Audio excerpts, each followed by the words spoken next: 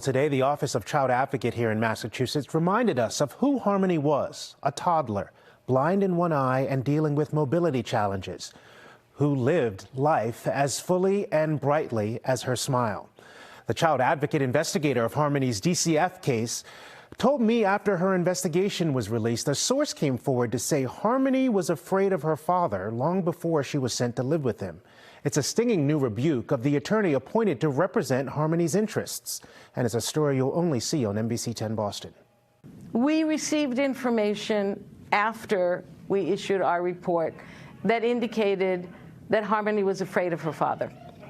And so the question that I really want to ask, but can't ask because of attorney-client privilege, is, did you have a conversation with Harmony? Did you explain to Harmony what it would mean for her to move out of state, right?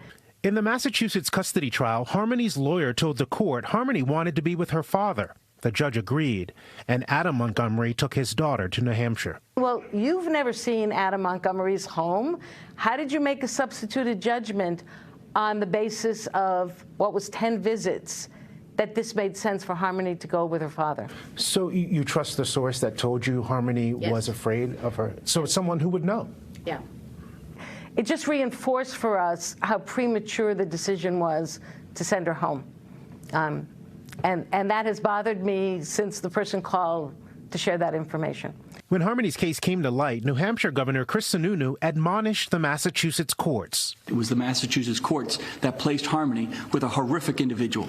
The Office of the Child Advocate report was also critical of the judicial system, the attorneys, DCF too. And Thursday, a court spokesperson told us the report's recommendations assigned to them are in the process of being implemented, all of them, in an effort to ensure the system never fails another child in the way it failed Harmony.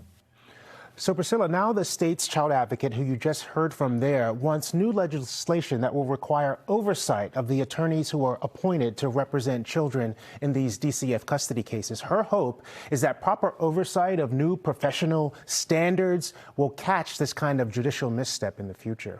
So, okay, what about the lawyer who represented Harmony? What does that person have to say with these new developments and what they hope for in the future for other children? This is a really interesting part of the story. We don't know who the lawyer is. It's legally protected. And what the child advocate says is that she can't question that person because of attorney-client privilege.